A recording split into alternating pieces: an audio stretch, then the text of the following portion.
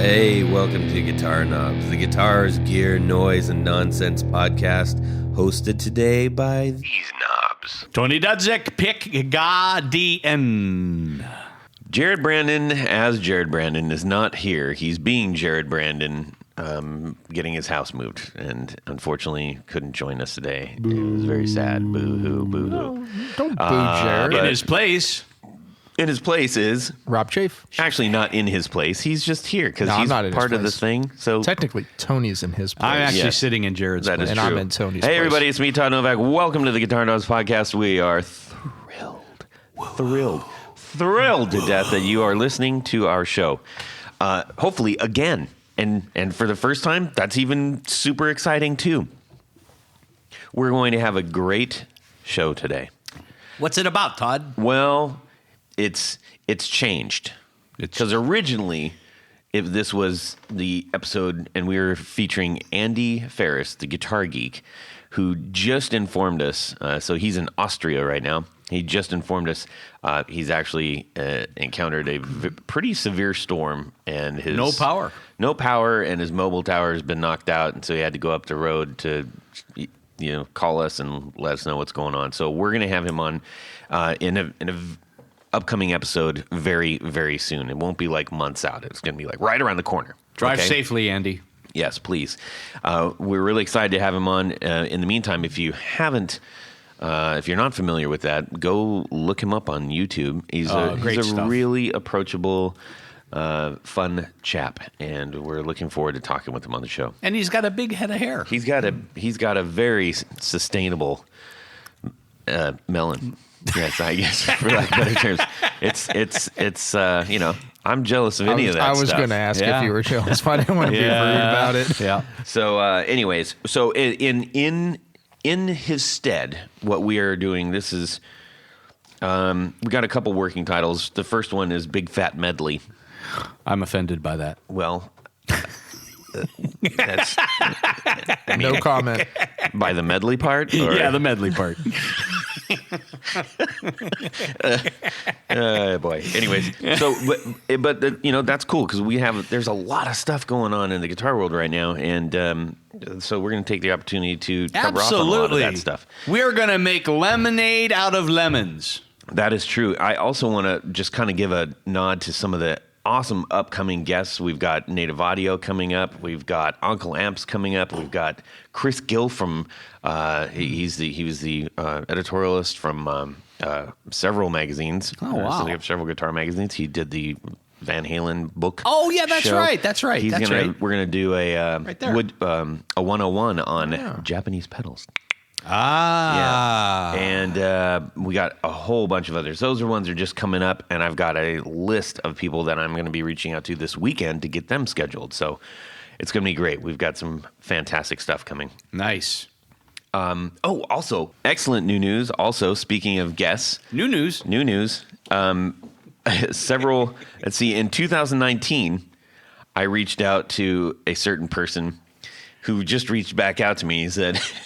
He's been busy. Well,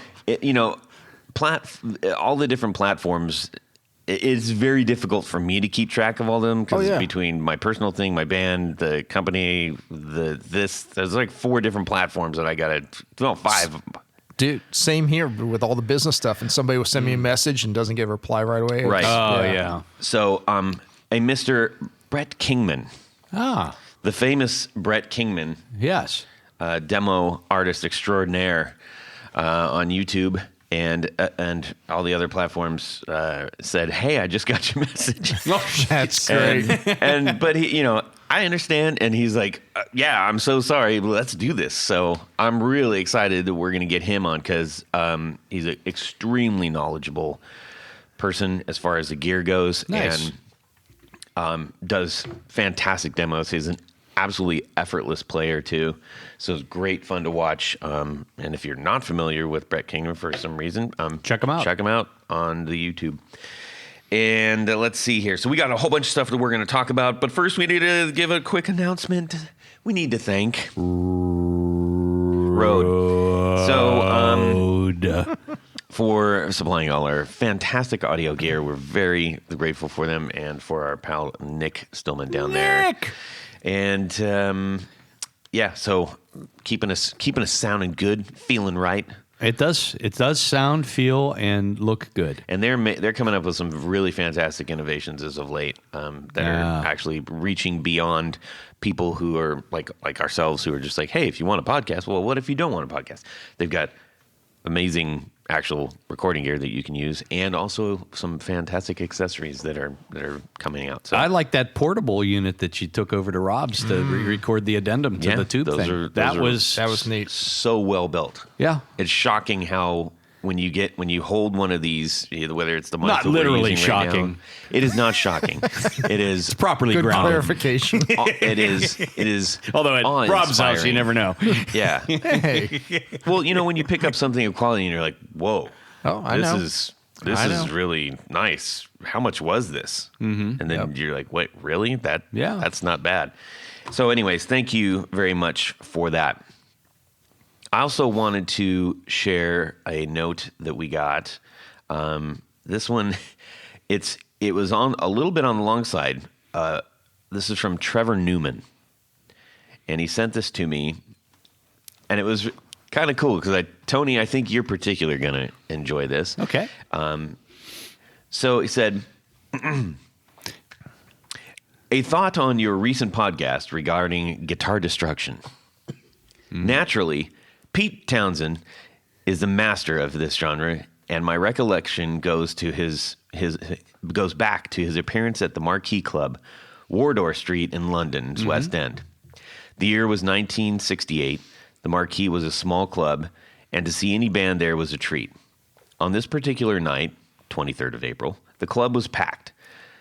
The Who had recently come back from an American tour, and their fans were eager to welcome them back to British shores.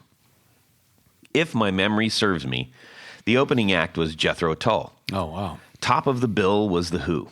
The Marquee at the time was a low stage, and the crowd had just 2 rows of seats for the audience and the rest standing. I was standing, but my friend Daryl, who I didn't know at the time, was seated in the second row. We have conferred as to actually what happened, but naturally, we are relying on the memory of 2 men who have seen their best days behind them. Okay, well, I mean, that's a little bit harsh, but... Yeah, because they were in their 40s back then, right? Who? Jeez. No, The Who? No. I'm just kidding. The problem with remembering things from so long ago is that the memory does sometimes play tricks on you. I seem to remember Roger Daltrey swinging his mic over the audience and hitting a girl in the head with it. I would pay to see that. He apologized, but Daryl is blank on this event. Daryl will remember. I really actually want to talk to, I think it'd be fun to talk to Daryl. Yeah, maybe so. And both of these guys about some things. Daryl remembers that from his close seated position, he got a good look at the 345, the guitar. Actually, Rose Morse, 1998. Well, he brings that up. Okay. As PT turned round, he could see that the guitar had previously been repaired. He mentioned 2 bolts holding the headstock together. Also, an amount of blood coming from Pete's hand as he broke the 345 neck. I am pretty sure that they had another band on between JT and The Who. My recollection was that it was The Gun, parentheses, Race with the Devil, but Daryl does not remember it. Daryl's not very helpful to this story. I don't think Daryl was even there. Well, he was seated. Yes, No, he has a concert, and they can stub, find and they can find no anything. written evidence of their appearance that night. Anyway, that is my memory of the strangest guitar breaking event for Pete Townsend. I agree with Tony. My favorite breaking event would have been anything with a Rose Morris Rickenbacker. Yes. However, I I didn't start seeing The Who until 1967. Yeah. And by that time, I think the Rickenbackers had been replaced. Yeah, they were all broken. At my first They wouldn't give him any more. At my first 1967 Who gig, Pete Townsend played a Gibson 612 twin neck. Hard to imagine. What year was that? 67. Huh. Going back to the podcast about immortal axes, there was a lot of mention about Peter Frampton and Pete Townshend. I saw them both on the same bill in the 60s with The Herd, Frampton's band, supporting The Who. Now, wait a minute. The 612, was that the same one that he's seen on All the Best Cowboys Have Chinese Eyes? You're asking me that? Yeah. I mean, you said you know all this stuff. Yeah, that's exactly what I said. So if that is indeed, I actually picked up that guitar. Really? Yes. It was at the Gibson repair shop years ago. And the guys there said, "You got to see this." Yeah. And it's no longer owned by Pete Townshend, but it was that white double neck guitar that he's kind of peeking through on the. Oh, right. On the either the well, back that must be it. But I don't remember him playing that in that era. Usually in that era, it was he had moved on to SGs. Well, was it not? I don't know, man. Well, it could be. Who knows? Yeah, I mean. Yeah. So, anyways. Sorry. Thanks. Anyways, so Pete, The Herd, Pete Frampton's band supporting The Who. Great. Now, the coup de grace. I have to say, he spoke French. I like I told you so. Was that Austrian? Paul Simonen's smashing on the cover of London Calling is the best you can get. It ain't ever gonna be topped. Sorry about this as being long-winded. Trevor Newman, the most British name of all. So there you go. There's a recap. Okay.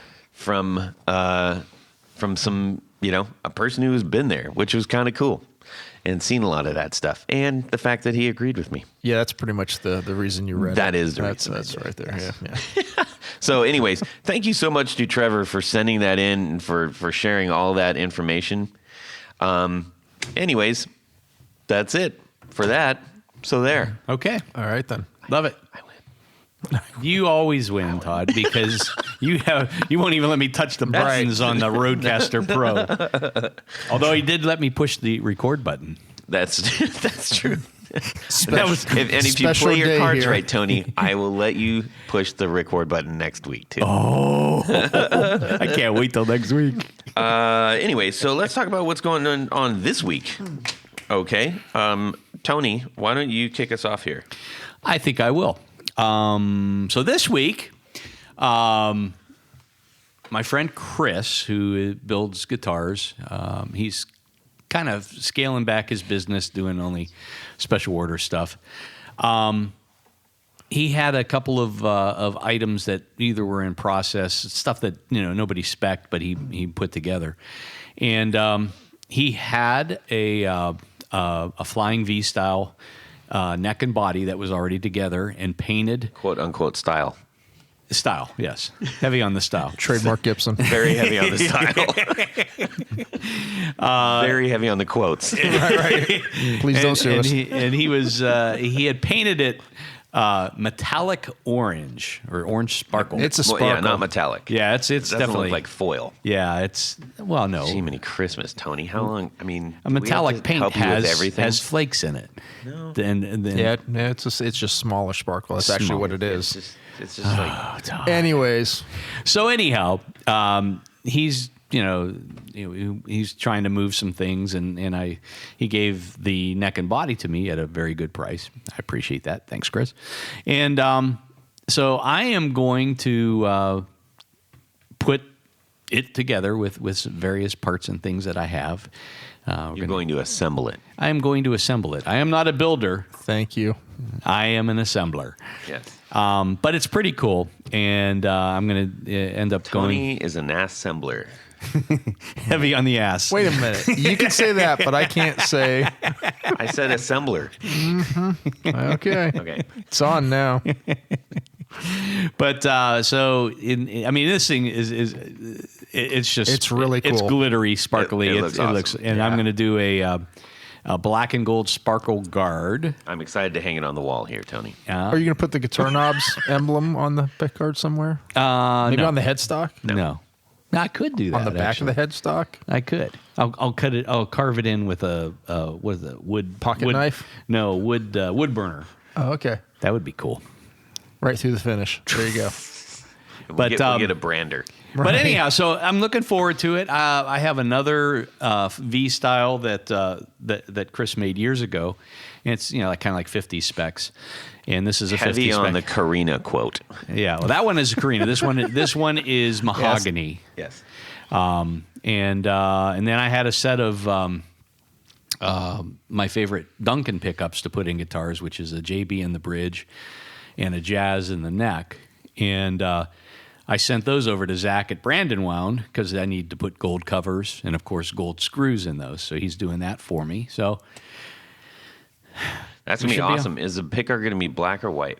The pickguard is going to be black and gold sparkle. Oh, like the first one that you made me for my Les Paul special. Yes. That I opted not to use. Not because it wasn't cool looking. I just wanted something with more blazo. Yes. So that's kind of fun. I'm looking forward to putting that together. I've got a couple other projects in the works as well, but that's what I do. That pickguard material will look amazing because it's subtle, but it's there. It's black, but then there's those gold sparkly things in it. Yeah, like I said, subtle, but there. Subtle. Nice. It's very subtle. Yeah, your soldering is subtle. That's all I got. That's all I got. That's a great That's guy. big. Yep, Rob. I really do have nothing. That's nonsense. I know that's nonsense for a fact. Nothing in my personal music, Rob. I'm too busy working on everybody else's stuff. I haven't. Have I even? Well, let's explain that gear for a bit because every time that you're not on, we're basically saying Rob's really backed up. So help us understand. How about some bran? You need some bran flakes? Yeah, that'd be great if that would get some of the stuff out of my house. No, I literally if I might be able to fit a couple more amps within the walls, and then I'll then be storing stuff underneath the tarp out front. It's nice. So much stuff right now, so it's ridiculous. So tell me about. Do you have other cereal other than Cheerios in your house? Yeah, there's no cereal in that box. We've already established it. And there is it's filled with ordinances. And there is no cereal box. And I thought it might be a hidden camera. No, it was like 5 years ago. Todd came over and saw the biggest box of Cheerios on top of my fridge, and ever since then. But after that, then it was on the counter, and I was like, why? Why is there's nothing else? He's been to my house like 4 times. No, I've been there many times now. Were they legitimately Cheerios, or were they the generic equivalents? No. There's no substituting Cheerios. Plain Cheerios or Honey Nut? Neither. No. Those ones Apple are cinnamon? Yellow box. Well, there's a yellow box. Apple cinnamon's usually my go-to. Photographic memory is photographic. Weren't they called Apple Jacks? Apple Jacks are those delicious. Those are great too. Aren't those the same thing? No, they're different. Oh, so what is your favorite Cheerios then? Apple cinnamon. Apple cinnamon. Absolutely. Nice. I have an addiction to cinnamon. These were not. These was the yellow box of Cheerios. Huh. I know that because there was a cutout of what appeared to be a Glock. I'm just kidding. I don't know. Anyways, like you see in those movies, like a prison movie where it's a book. It's in a book. It's it's cut out the back. The file in the cake kind of thing. Yeah, I know. So all I've got going on is me working on other people's messed up stuff, like what is that Sound City Concord? Is that what I was working on yesterday? Well, I don't think it's messed up, is it? Well, yeah. I mean, it has some issues, and it's got some issues. I mean, it's a super old. Yeah, it's like a 40 oddball. No, it's a 50-year-old amp. Right. And that's crazy to think about. Yeah. Should he just take it somewhere else? Boy, at this point, no. Don't tell me. That's what I was going to say. Let me tell you. What did I tell Rob? I said, I'm glad that you are working on it. I appreciate that. I truly do appreciate that. Yeah, and it's not really. That one's just like any of those old ones. You hit little weird things you're not expecting. Like I had to pull out the fader. So once I got it apart, I got a decent look at the faders, and there was a lot of just hair and just stuff stuck in there. Yeah. So I was like, okay. That's where all mine went. Yeah. Yeah. Maybe that's what made us win in the Timbit I just had. Should I say that by name? That's not back. I shouldn't say it. No, you beat. That's what just, like the one that I found in the donut hole I just had. Yeah. So anyways, So that's all I've been doing is working on people's stuff. Yeah. Literally, I haven't, like I said, I haven't plugged in any of my own gear since the last gig. So, Have you opened up a magazine and looked at anything? nope. No. Okay. Wow. That's okay. Nope. All right. Well, good for you. You're a busy boy. Yep. Yes. How about you, Todd? Well, I have been, speaking of Brandon One pickups, I was talking with Zach. So I mentioned on a previous episode where last minute I decided to swap out the pickup from the TV Jones to a humbucker type pickup that Zach, who is now working on Brandon Wound, had developed loosely based on something. Why are you guys doing that to me? What? What are you doing? Yes, no, you're doing something. Stop it. Echo. Yeah. Echo. Anyhow, so this week I was in talks with Zach Oswald. Talks. That sounds very serious. Well, it's been- Negotiations We've been here. negotiations. We've been negotiating. Peace and, talks. and talking. And a couple, well, I guess about 2 weeks ago, or whatever. And I mentioned this on the last show. I do remember. Replaced the TV Jones pickup, which is a great pickup. The Powertron, awesome pickup. But Powertron Plus. Yeah. No, was it? Did we get no, the Plus? No, this or was just the Powertron. Okay. Anyway, so replace the pickup, yabba. And so that was a temporary one because I borrowed it from Chase, who needs that one back. Zach is building This is me a very new one. complicated. It is. Yeah, I've passed out like 10 seconds ago. Anyways, he's creating a new one based on that spec that he made because that was like a one-off, and I really liked it. Yeah.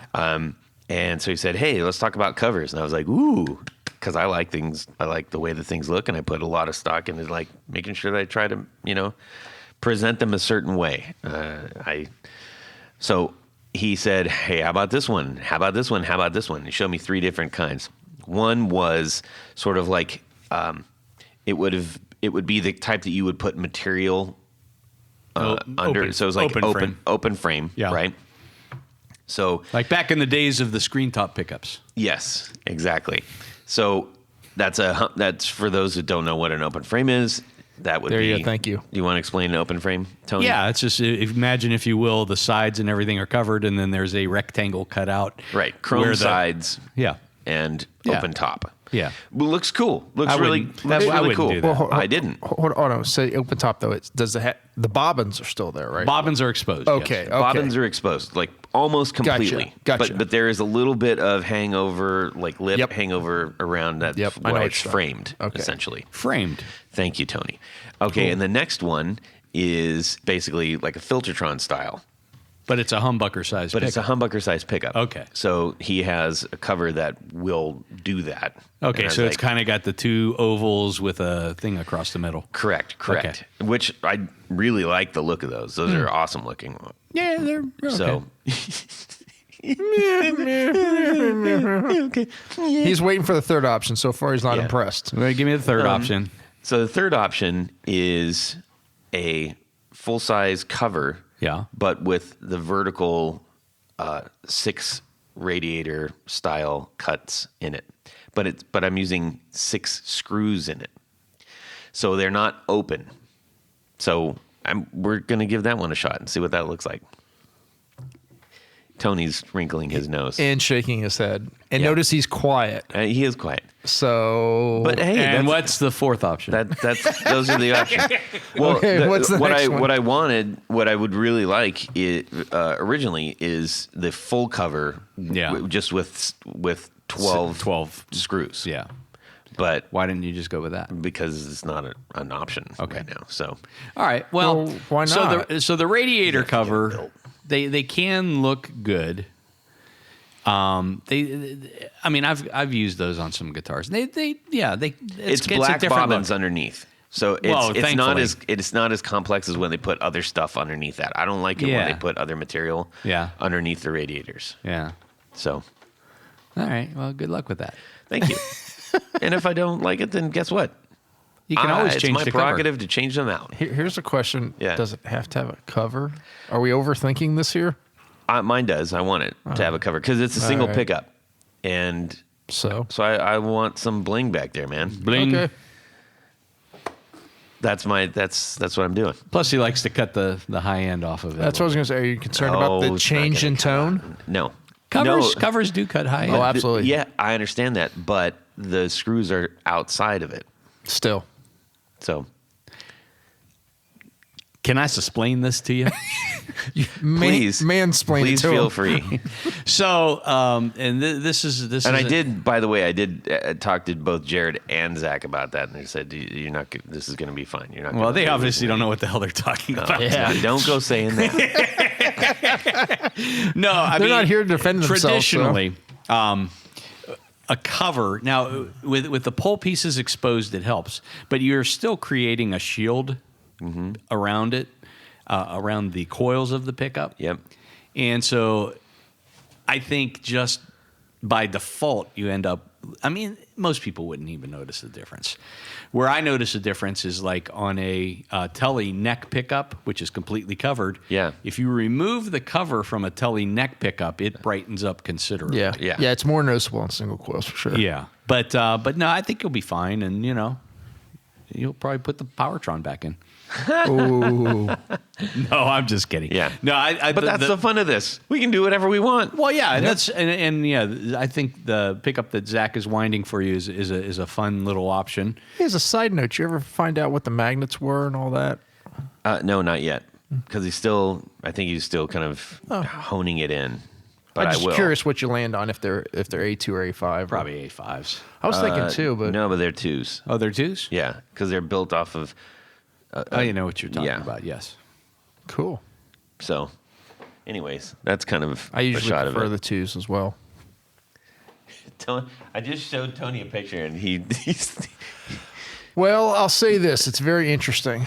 yeah. I don't think it looks bad. It looks. It's not quite as bad as a hair in a donut hole, but Oh No. man, stop doing that. in my it's unique, which is not a bad thing. It's like Right. It's got its own look to it. And that's the whole thing. It's like if I'm up there, I don't have. Well- I've only got one of these lives to live. So if I'm up there, I'm going to be like, whoa, hey, look at that. That's no, cool. it's definitely unique. I don't think it looks bad at all. It's very unique. It's busy, not necessarily in a bad way. Right, but that's purposeful because There you the go, rest of the guitar is relatively simple. It's going to stand out. It's going to Yeah. be like you see the guitar, but you really see the pickup for yeah, sure. because giddy I up. only have one, that's kind of what I was going Okay. for, Yeah, giddy up. and that's why I originally picked the Powertron because it had the six screws in it. So Yeah, Tony's still not having it, but Yeah, I understand where you're coming Not from. sold. yeah. Not Anyways, sold. that's okay. That's okay. All right, All right. Well, that was exciting. That's the show. everybody. Thank you for coming. Hey, all right. So let's get on with this. Loosely called. What else can we call this? So that in my actual title, let's call it reminiscings. reminiscings. That's terrible.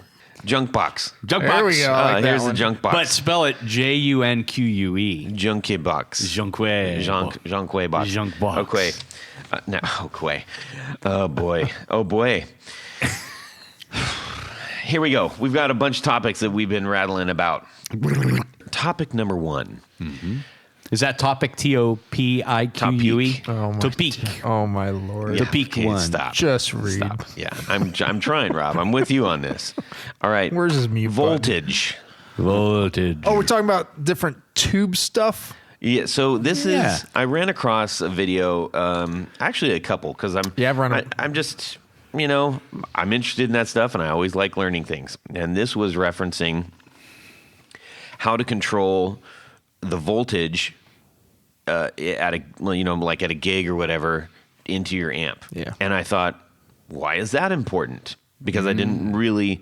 I've heard a few different things about like you actually brought up a really good point where I said did? yeah you said get a really good fat cable, a power cord, Good go quality. into one Oh yeah. outlet and do your pedal board and your amp through that. Oh, So make yeah. sure it has like so you get like like a 4-way extender on the end of it. Yeah, exactly. That's what I usually tell people. Because sometimes you need extension cords. I always tell people get one of those 25-foot extensions that has 3 outlets on the other end. That's what I got. That's a good idea. So that way, again, you might plug into an outlet right behind your amp, and it has the ground lifted. So you then got to run shares across. a common ground. Right. Yeah, exactly. Right. Always shares common ground. You don't have ground loops. Here. Right. And the trick is usually you in the front of a stage, if you're gigging, they've got a bunch of strips up there, and you just plug your stuff into those strips.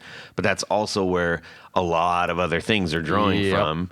And so anyways, I thought that's pretty smart. So I've been doing that. I've got a big giant cable. It weighs weighs a lot in my gig bag. But when you need it, it's Right. nice. Yeah. But this brought me to learning about this other point about, well, even if you're running both of those things or just your amp or whatever into the wall, and anybody who's gigged before, sometimes it's sketchy back there. And you're like, what are these electronics back here are a little and the outlets, questionable. Yeah, most bars, if you're not professional and you're not on a big distribution supply, you're plugging into an outlet on a stage that's 20 by 20. That same outlet is powering a cooler, a neon 40 feet away, and half the lighting or whatever. Right. So yeah, I think what you were referencing was more just the voltage, like where the voltage is at, but you also got noise issues. Well, that's a good point. Now, from what I learned, this is maybe a little bit more relevant to vintage amps that had varying voltage requirements, but still, because some of those things that you just mentioned, like if you got one outlet powering half the stage and half the bar, you really don't know where that's at.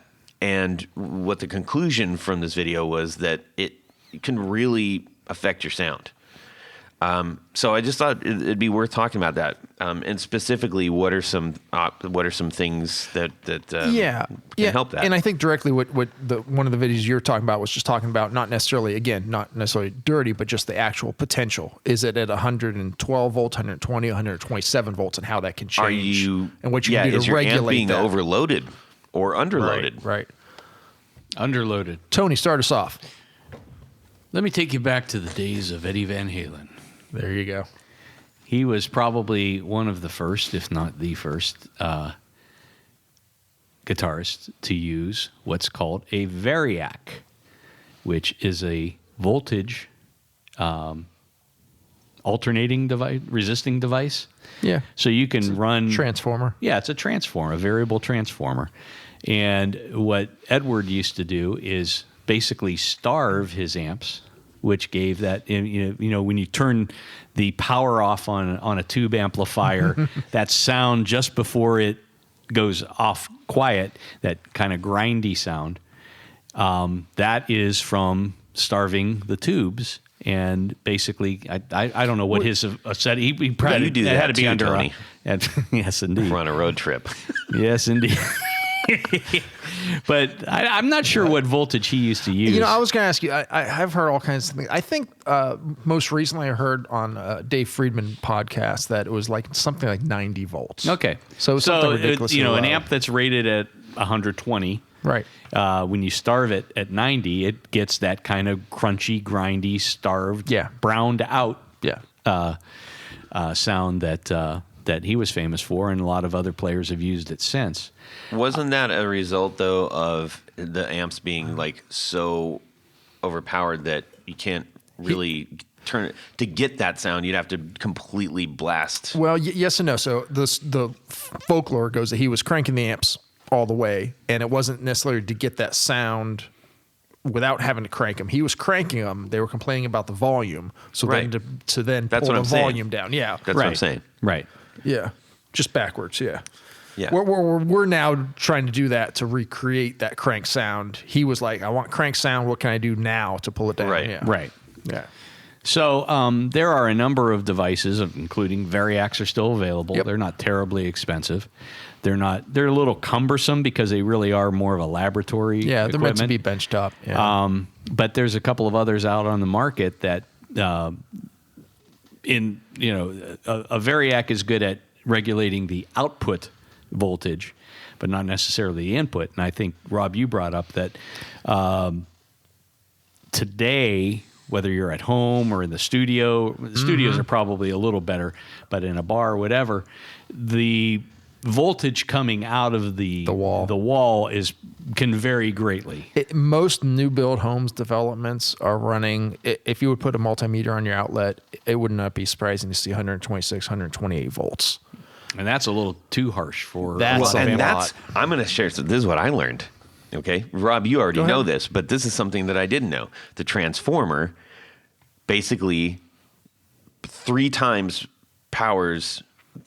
I'm messing up the words, but you know where I'm going. Save me. So what Todd's describing here is that whatever change you have in AC voltage, and this is a general kind of mathematics, inside your amp, when the power transformer in your amp, it changes. It's a step-up transformer that increases that AC voltage from 120 volts to a higher potential that's then switched to DC.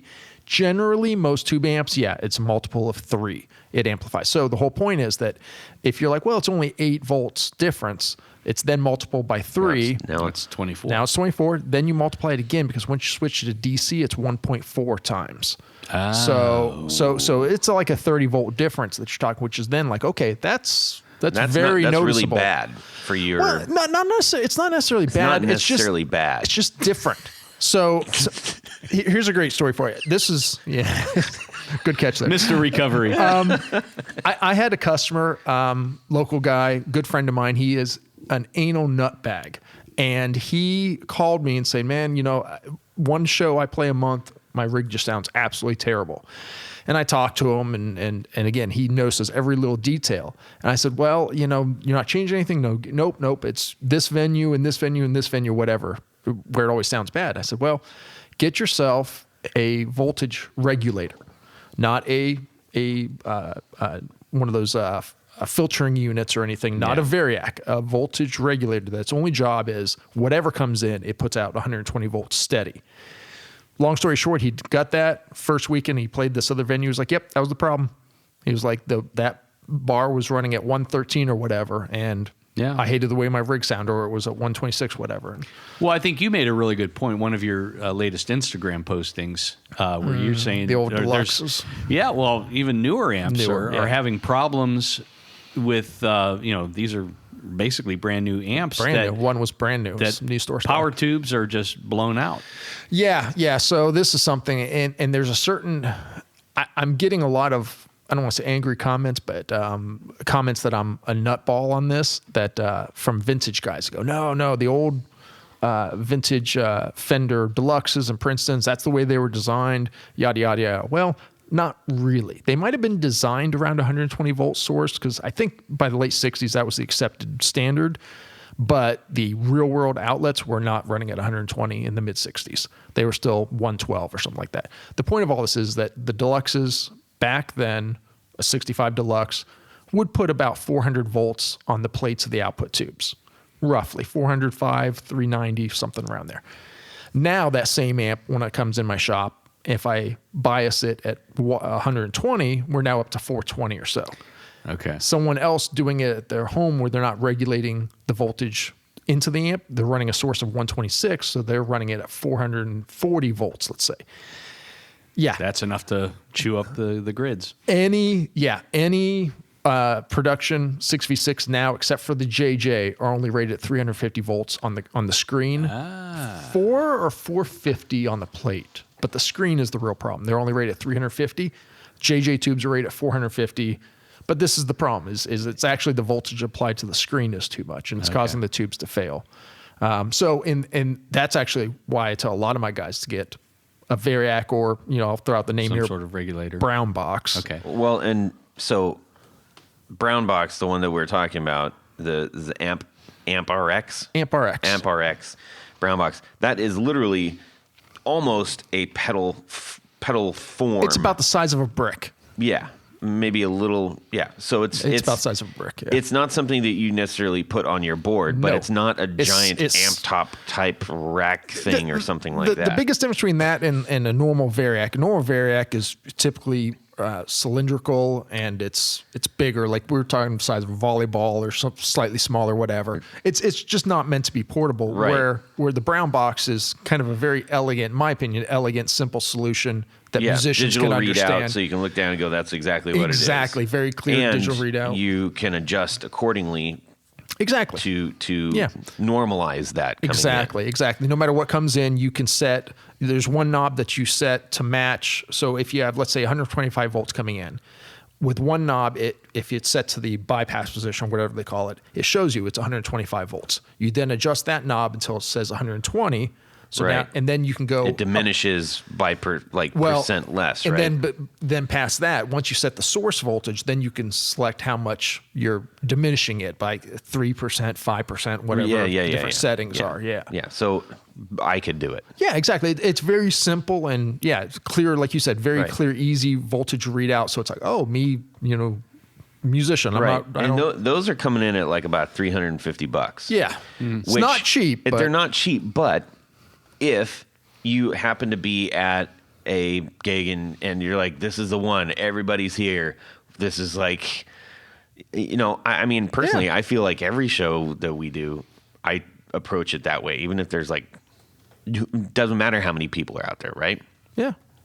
So is that worth ensuring that you've got peace of mind that you're doing your best? Teach their own. Yeah. For me, I would see that on certain amps, more vintage amps. I think it can be a huge impact on your sound. Something newer, not necessarily like the reissue deluxes, but like my Bogner I don't use one. That amp was pretty much designed to run at 120. So if I go up to 125 or go down to 115, Right. But an amp that you feel really sounds its best at 112 or 114, then a brown box might be a really good idea for those venues that are running 127 volts. Right. Yeah. So it's just what you want to put into it. Interesting. Is that something that people who are buying modern amps, like you just got a new amp from Sweetwater? Is that something that I don't see a whole lot of that? And again, it depends on your designation of modern amps, meaning like if it's it's for instance, your Marshall Origin. Yeah. I am, without seeing the schematic, yada, yada, I'm assuming that it was actually designed to operate at 120. Yeah. So I think that would be less impact, unless you find that you just prefer the sound with 120 volts. I see. But it's already at that medium point. Whereas where I'm But I could choose to starve it. Absolutely. It's a little different sound, and that might be your thing. Because I'm not gonna complicate things. I don't like complicating things, you guys. The times I recommend them a lot are the new Princeton and Deluxe Reverb reissues. I can name 2 or 3 local guys, local full-time players that I've pushed into the brown box because they were bringing their Deluxe every 3 months, 4 months because they were blowing tubes. Jeez. And it was like, hey, we got to do something about this. We got to pull your voltage down. This is a solution that you don't have to mod your amp. You can just plug your amp in. And then since then, all those guys, the 3 that on top of my head, I haven't seen them for a year. So That's it good. did Planned obsolescence. That's your business model is flawed. so interesting. So, Look, I never want to see you guys again. Get out of here. Well, no, I mean, so after I see the same guy for you're trying to do the right thing every for these month, guys. it's like, man, There's a chewing, bigger problem. You're chewing through output tubes. It's nothing I Yeah. can do about this. Yeah. So we're talking about tube amps. Does the voltage affect solid state amps as Great much? question, Tony. Not nearly as much. Oh. Yeah. More so because most solid state amps, tube amp, I'm going to try to make this very simple. Tube amp voltage comes in, goes through a transformer, increases the AC voltage, switches it to DC, and then that voltage, right after it's been rectified, switch to DC, goes right to all the components, right? And sometimes it gets inverted. Okay. He's just trying to sound smart. Ignore him. Okay, I'm just okay. Solid state amps almost always have regulation in there. Okay. Regulators, Zener diodes actually set at a set voltage because these components are meant to run exactly at 15 volts. Okay. Exactly at 75 plus or minus. Okay.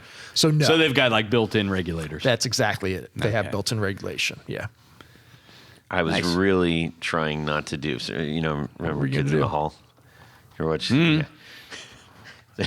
Watch too much TV, guys. It was. I think it was. He was on a squash thing, and he came in. He was the Eradicator. Eradicator. So I was just thinking, there's a little tiny guy in your amp. That was the regulator. There's several little guys in your amp. Yeah. Oh my. Well, Yeah. now, Squirrel. where do we go from here? Nice. Anyways. So that covers voltage, Yeah, right? Yeah. So I That's- guess so. that's pretty fun. Yeah, gives you a little bit. So yeah, but now with the brown box thing with your stuff, it would definitely keep you. You could set it so it's always 120, or maybe more with your Supro. I would imagine that you would hear more of an impact, and you might not like. You might go down to 112 or 114 and go, no, that's too bad. I don't really like it. But Yeah. it would probably be more noticeable on a It'd be circuit like that. interesting. Yeah, more than anything, rather than because I'm not chasing like this unattainable tone thing like a blues mastermind just want or something like that. consistent. Just making sure that it's doing what it's supposed to do. Yeah. Yeah. That makes like sense. like the outlet that I was plugged in. I would have known. Now you know. Holy crap! There you If I go. would have had a brown box or whatever before then, It would have told sheesh. you exactly how much voltage is coming out. Yeah. Yeah. So was I starving it, or was I overloading it? Probably starving it. I don't know. Question. That's the question of the day. Probably a faulty. Electricians are going, yes, like, yeah. Okay. Next big one. Yep. We had a lot of comments and a whole lot of news regarding all the tube stuff. Since let's just carry that Oh, over okay. really quick. Yeah. So, Okay. Rob, and don't worry, guys. We're talking about Yeah. other things besides tubes And today. Tony missed that episode. That was too bad. Yeah. I listened to it though. Yeah. Well, thank you for listening. Yes. Yes. You did a fine job. Thank Yes. you. So, Especially the addendum. What- Tony, what's the update sound? Huh? The update sound. Tube updates. It's not in perfect rhythm. Otherwise, you're just saying the same letter over and over Yeah. again.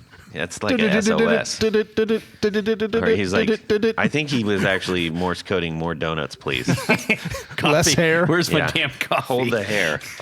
All right. So what were we talking Throwing about? up in my mouth every time I see Donuts. think of that. Bathtubs. Tube Bathtubs. update. Tube updates. I don't know. What's the newest? What do you thing? mean you don't know? You just had a whole list of things that we were talking. You knucklehead. Oh no. Hang on. It's not okay. It's not tube updates. It's talking about people are how they're workarounds of new tubes. Like they're starting to use used tubes that they pulled from amps. Yeah. Yeah. So it's just an update And on. and the noise stuff. Okay. Noise Yeah. and Using used tubes. used tubes. Techs using used tubes. Okay. I'm actually, and I'll prompt that. Okay, yeah. There we go. There you go. Okay, so it's not necessarily a tube update on the situation of people can't get the tubes or whatever, but we're seeing a lot of people starting to talk about different things about tubes. And actually, the thing that we just referenced is also potentially a way to protect the tubes that you have. Yeah, and that's something I guess you tried to get me to talk about. Well, I want you to get up into outer space and start No, repairing we these don't have to things do that. So- in either. the vacuums of space. So here's the problem. Remember, I was going to go up with the cosmonauts. Well, Well, okay. I've spoken to my contact, Yeah. Ivan, and he tells me that they didn't even want the guys from the space station back. So the hopes of me going Right. up are not That's true. really. That's true. So you got to put that on the back burner. We got to put that on the back burner for now. Yeah. Okay. Yeah. So, anyways, a couple of the things that we've get out seen quick is like, yeah, I'll take that out. A couple of things that we've seen, I'm hearing and seeing also on like Craigslist, like, hey, here's a box of old tubes. Yeah. So Yeah, everybody's bad just news. going like, I got this random box of stuff, and then, a lot of tubes are going for sales, and you're just Yeah. like, I don't know what they are, but I probably need them, right? Yeah. So, what can you tell us about, Well, and- quote unquote old random tubes? Well, and to your point, I'm seeing there are some YouTube techs, and that's big parentheses YouTube techs, guys that posting on YouTube. I work on guitar amps and blah blah blah. And anyways, I'm seeing quite a few of them posting that they're using what they call pulls, which are tubes they pulled from other amps in the right, past. like what we were kind of joking about, like buying up all the like old Right. PV Kings and stuff like Right, that. right. So I see some techs saying, well, I went to order some 6L6s and I couldn't get any, so I used some pulls and put them in my tester and matched them and blah, blah, blah, blah, blah. So we're already seeing some, again, techs, in parentheses, putting used tubes, known pulls into other amps. Is that bad? you're then going into Goodyear, and rather than selling you new tires, they're selling you tires they pulled off a car last month. Right. That were pulled off a car for a reason. Okay. Oh, they were pulled off a car for a reason. That's what pulls are. It's just not when these just guys a car that happens to have a couple of extra tires. You're like, oh. Well, why would you ever pull perfectly good tires off a car? Well, if the car doesn't run. Good case. Fair play. But that's not typical for if your repair tech says he's going to use pulls.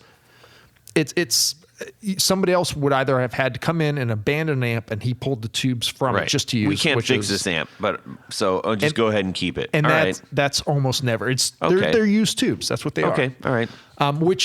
We're not there yet, people. We're just not there yet. All right. You know. So if you're being recommended that that's the best road to go, maybe get a second opinion. Yeah. There are still techs out there that do have new stock still left. There's some techs that literally, as the pieces come in, they order tubes one at a time, and those people have been caught with their pants down because you know they don't keep stock. But yeah, so we're not there yet. And back to tube update, I have been notified some of my back orders from a month ago are going to be shipping soon. So this is good news that the whole thing may be resolving very quickly. But that is also a back order, and it doesn't mean that anything new is being made or being shipped. Right. Well, and especially JJ, they haven't shut down. They're going to be. But yeah, so the overall thing is don't go putting used tubes or tubes that you had pulled out of your amp 10 years ago. Don't go using those tubes. I won't go using those tubes. Okay, that one's pretty good. Okay. Yeah. So anyways, so thanks, Tony. You got me. But yeah, there's a lot of guys that are putting that up already that they're, like you said, matching old used tubes they had sitting around, and we may get there. Right, but I hope not. But you're speaking directly about techs, and I'm talking about there's just random people who like, I've got a bunch of old guitar gear and here's my stuff. Who knows what you're going to be buying? Yeah, I mean, unless you're buying them for like next to nothing and you have a tube tester. But even then, like a tube tester, it doesn't put it under load. Most of them don't even run at full voltage. Yeah. So really, a tube tester is only good to tell you, like, okay, this thing is flat out vacuum shorted. is good. Yeah, I mean, really, is it shorted internally? Yeah. It doesn't. It only tells you so much. Right. But yeah, so I mean, but you may, if you buy a lot of 50 old tubes, and there's a lot of RCA 6V6, 606, you may be able to match and put together some good quads. I don't know. I wouldn't go spending $20 a tube on anything like that, No. Okay. Yeah. That's good to know. Now, we're also seeing, I think there's just a lot of focus on this aspect of the sound world right now. Other ways, like ways to protect your tubes or ensure that you're doing everything you can to preserve the sanctity of them so that you don't have to go get new ones for any undue reason. And we actually talked about some of those things on that show that you were on. One that comes up is I remember asking about, transportation and stuff like that. When it comes to, you've got a tube head, which a lot of people will actually put in like a flight case or something like that, or a road case. To help protect it.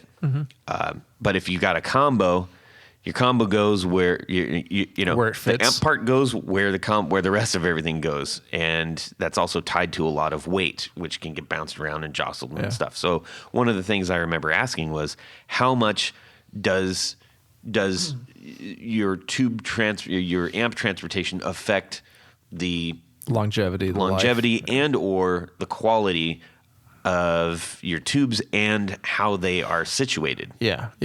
Well, first of all, if you're going to have an issue from a tube, from a jostle or movement, it's usually going to be breakage. That's usually what it is. Yeah. It's not like, it gets jostled around a lot, so then it becomes microphonic. In theory, yeah, but really it's usually breakage. But like we talked about, you treat it like a big heavy box full of glass, take precautions. Don't put it in a trailer without a road case, kind of common sense stuff. And to this point, like since Tony wasn't here, how do you usually transport tube amps, Tony? Usually in the back seat, not in the trunk. There you go. And we talked about that, remember? Yeah. I mean, and the other one habit I got into years ago especially with tubes that are easily accessible, like a Fender or whatever, is before I would plug it in or turn it on, I'd always push on the tubes to make sure they're all seated. How about that? It's just one of those. If you can reach them. Yeah, I mean, like on a Fender, Fender, they're always right open, there. but like Voxes and some of the other ones are closed. do that. They're Have you ever found one that's was dropping out? Not really. Yeah, that's what I mean. Sometimes on EL84s, because of those little springy things that hold them Yeah. in, I've had issues with. They come a little sideways, kind of. Yeah. But other than that, no. I don't mean, really. but it's just something I always did. Yeah, just it doesn't hurt, you No. know. And to that point, the reason I asked you that question is like, you know, how many gigs you probably done where you've checked them, where I don't check them like that. But case in point, you know, as long as you take care of it, Yeah. you know, treat it like prized possession, put it in your back seat and stuff, they generally won't come loose. Yeah. So. What about the noise factor? Noise factor, yeah, and I think this is something you mentioned that you saw a video in particular. They were addressing this, like things you can do to try to keep microphonic output tubes in particular from being a Wrap problem. them in aluminum foil. Absolutely, that works wonderful. You know, also you just wrap them with cotton. I hear cotton directly against the tube is a good idea. And No. soak it in kerosene first. Whoosh. But yeah, and it's actually interesting. Please do not try that at home. Disclaimer. I actually just returned some tubes back in February to my distributor for JJ, and I out of the, let's say, 1,000 tubes I get from them a year, I return far less than 1%, and they never give me any hassle. And I'd say most of those are usually microphonic problems, and I only send back Can you ones. explain microphonic really quick? to those that might Microphonic, not know? yeah. The tube itself, it has a rattle to it where the components are loose and are rattling slightly, which is kind of normal. But microphonic is when the tube itself then amplifies that rattling, Right. and you hear them as whistles or metallic rattles.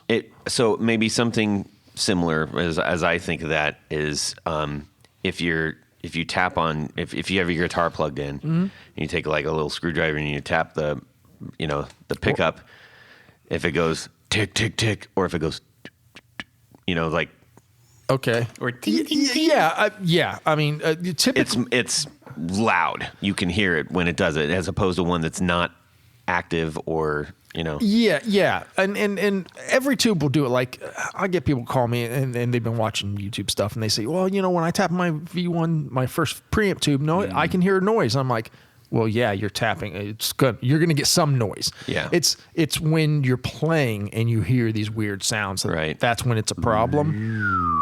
Yeah. Or again, usually it's a lot of rattles or like a really high pitched feedback. rattle feedback. So you mentioned V1. In my opinion, if you're going to spend money on a good tube, Yeah. That's the your first position, right? first position valve V1, because that takes the signal from your guitar or other instrument and does the initial amplification. Yeah, and I think a video that Todd is referencing a lot here too actually better explains it. The reason that V1 is so, quote, sensitive is actually that everything after it is amplifying its output. Gotcha. So if that one's a little noisy, it's being amplified by 4 other tubes after that, which then makes it huge. Yeah. Where a Can tube, you just move that one to a different position? and that's exactly, yeah.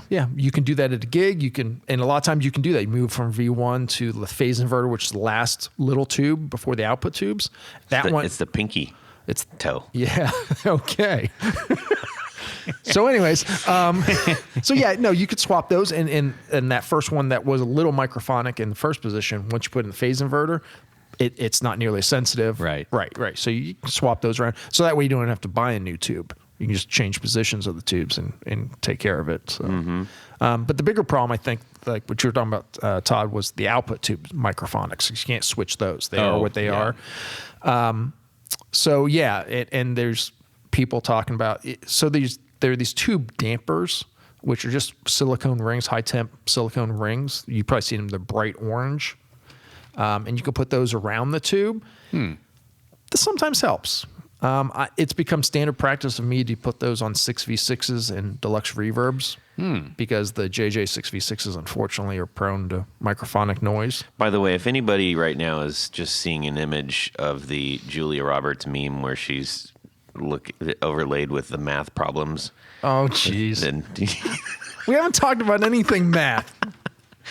Boy. Just Anyways. talking about putting silicone rings on tubes. What's the nothing high tech about that? Please go ahead. So anyway, so again, like the video, one of the videos you're referencing, they're talking about putting dampers on rings. There's a whole bunch of different ones, whether it's different seatings for tubes and stuff like that. Yeah, and do you see a big? I mean, is there a real big difference between the? I guess some amps have like springs that go right over the top, and I don't mean the aftermarket ones. I mean like regular. That's how they came from the factory, or the little aluminum, like they almost look like a bear trap kind of thing. Yeah, the clips. I would say as far as holding the tube in, either, because as we just talked about, there's very little actually pulling the tube. As far as helping with microphonics, definitely the ones that the retaining caps or whatever you would call them that have the springs on either side that literally go on top of the tube. It looks like just aluminum, literally a solid aluminum cover, like with a tube spring in the bottom, so you can't see the actual tube itself. Oh no, you're talking about preamp tubes then. Yeah, well, yeah. I'm just talking about. Well, that's different. The aluminum shields that go over the entire tube, those are only made for preamps. Gotcha. So you can't. I was talking about output tubes. Those are either the bear trap claw or two springs on one spring on either side with a cap on it. Yep. So if we're talking the claw versus the cap for output tubes, yes, the cap would actually touch the tube, in theory, dampening it somewhat, and you can then put a silicone ring underneath that in between the tube and the cap to physically push down and kind of mute the tube as well, which, some people say it doesn't help at all. It can't hurt for sure. Okay. If I have a particularly horribly noisy amp that has the spring caps, I'll put a ring around the tube and one between the cap and the tube. Does it matter the kind of amp that you have? So like some amps, your tubes are sitting upright. Sometimes they're hanging. Does that matter? No. Because the problem with the microphonic rattle is just the tube itself. What happens, especially in combo amps, you play a note, the speaker is 2 inches away from the tube. The tube then rattles at all frequencies, but at certain frequencies, certain notes, it causes two parts in the tube to resonate, and then it amplifies itself. So yeah, whether it's upside down, sideways, whatever, that's not it. That situation of events is going to happen regardless. So all you can do is try to grab the tube with like dampening rings to keep it from rattling at all. Right. Interesting. That has a lot of other implications. Like if you have a head and you sit it next to your cabinet, not on top of your cabinet, will it actually sound better and preserve it will have less noise in the studio? Like if you notice most studio pics of your favorite band or whatever, the heads are in a different room, and a lot of times they're sitting on foam, and they'll have them stacked on top of each other with foam between it. That's all why they're trying to take all those noises out of the equation. Interesting. And absolutely, I now own 2 combo amps. Let's see if I keep them, but I almost always buy heads and cabinets for that reason. Combo amps, you're just going to have more microphonic problems, period. Interesting. And it's because those tubes are right next to the speaker. Wow, look at that, everybody.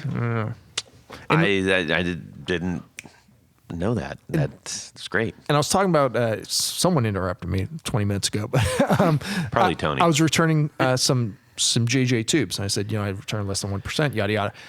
My last return, over half of them were rejected for a return. And I was like, excuse me, what? You've never done this before. I return almost nothing. And they said, because I returned it for microphonics.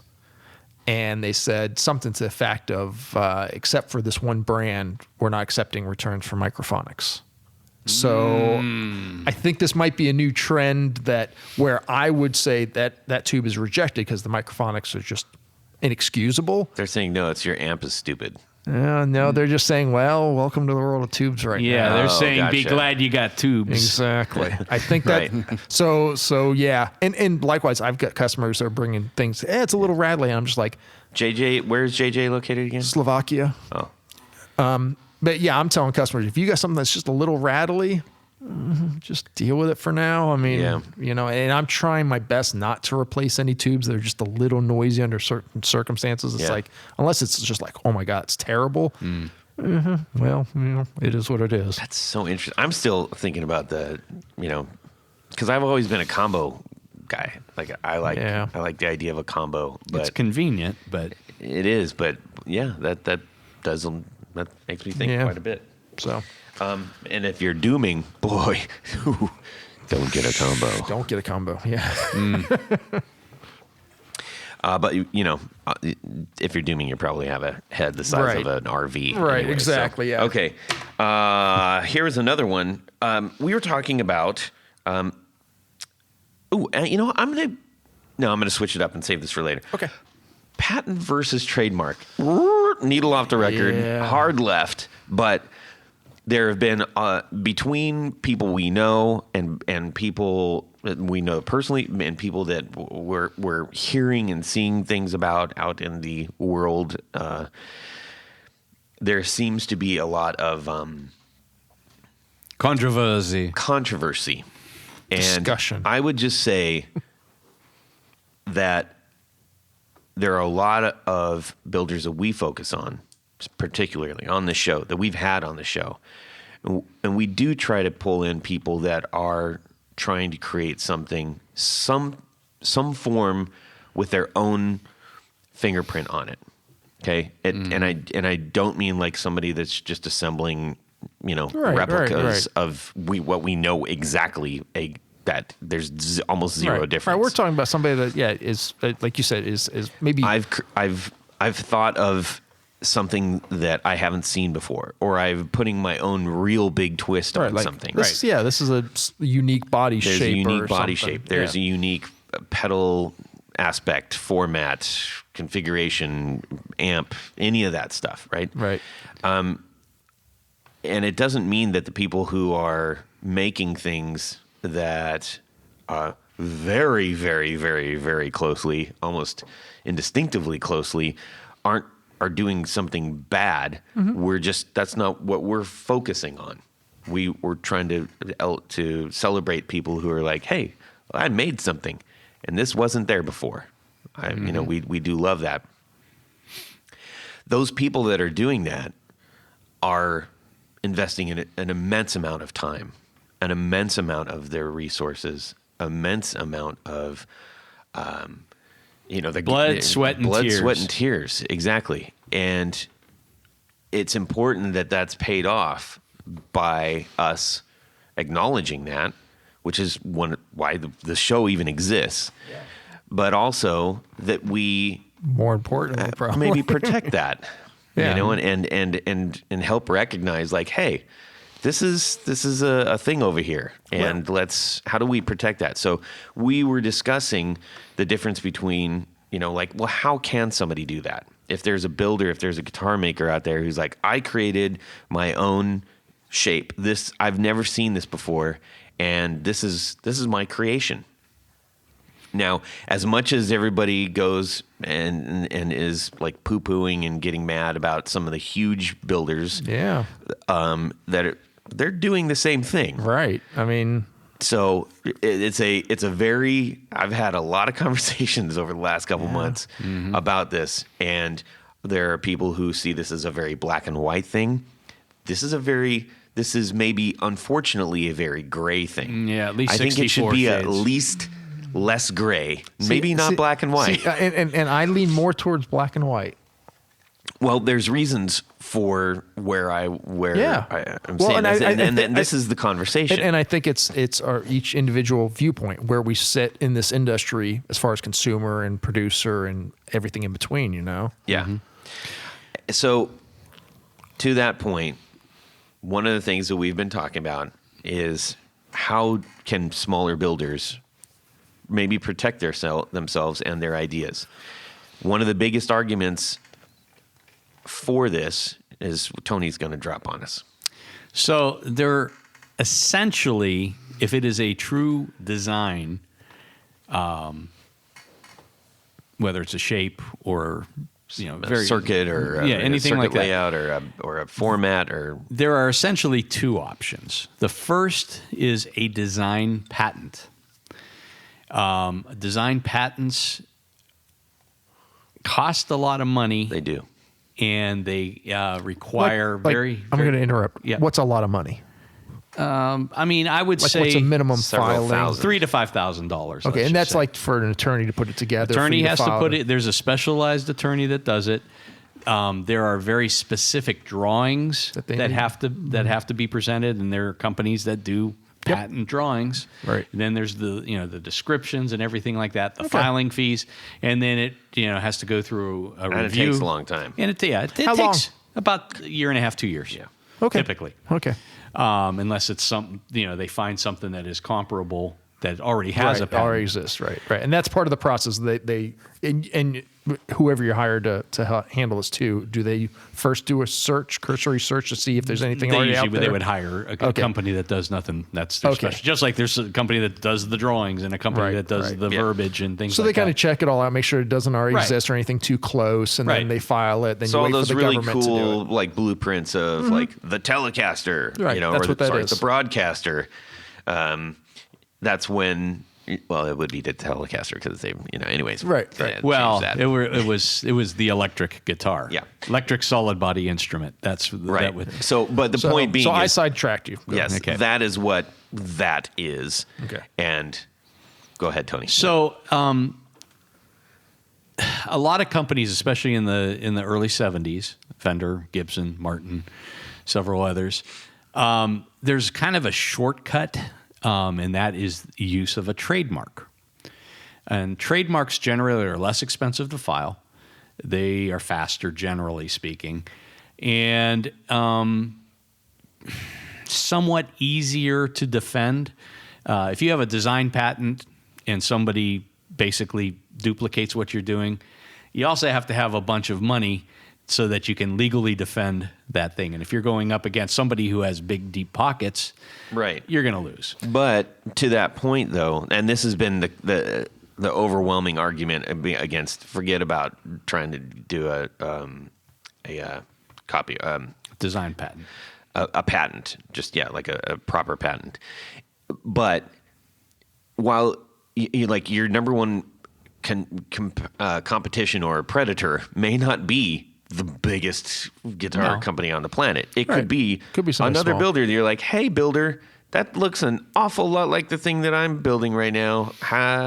So Now- that stands to be a protection. Now, before we go over there, now trademark. So you can trademark. So design patent, as I understand it, is all encompassing. Meaning, like it's how the bridge mounts to this. It's how this is attached to this. This a trademark would be more like we're trademarking the V shape, or we're trademarking our headstock shape. Well, there's two things. So you can file a design patent Right. on a unique shape, Right. whether it be the body But- or a headstock. But you can't trademark the entire guitar how you attach your bridge. That has to be a mechanical patent. Right. I mean, I think for a trademark, it has to be because it is used in conjunction with your brand name. Right. Right. Things so you can file a trademark, and this is what in the 70s what a lot of companies did, because Japanese companies were basically Right. duplicating Fenders and Gibsons and Rickenbackers.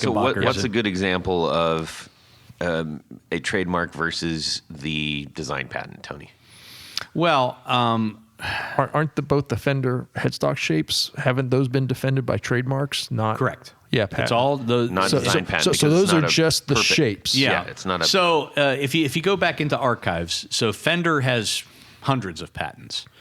Some of them are for pickups. Some of them are for the one that comes immediately to mind is the Jazzmaster Tremolo, and it shows that body with that it's kind of a unique tremolo system.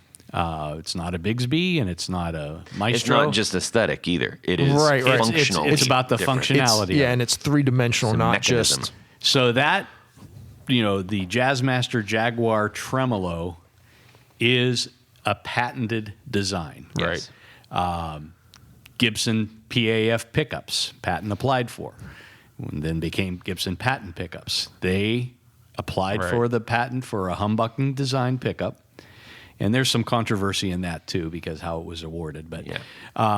That is a patent. Now, when it came to trademarks, because Fender had already sold and Gibson had already sold instruments, they really couldn't file a true patent. Right. A patent has to be filed before you first sell something. That's correct. And just filed, not awarded, right? Not completed. Yeah, it has to be filed. Which is why we see the patent applied for on everything. Correct. So what they opted for to prevent Japanese companies from basically duplicating Fender headstocks, Gibson open book headstocks, the Rickenbacker shape, including, I don't know if Rickenbacker did this on purpose or if they just lucked into it, because their trademark drawings showed, in addition to the shape of the headstock, the kind of triangle-shaped truss rod cover. Yeah. And that is what it is. It is protected by a trademark. Which good for them. Absolutely. That's a double protection. Yeah.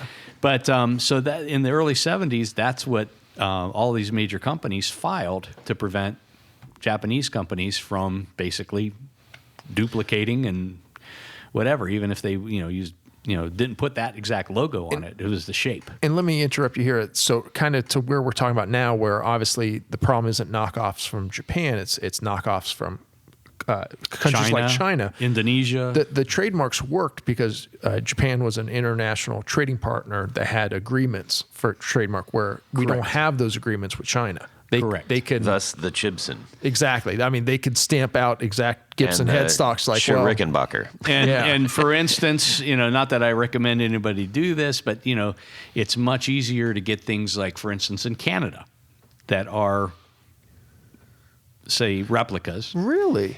Because they do not have those trade agreements with China.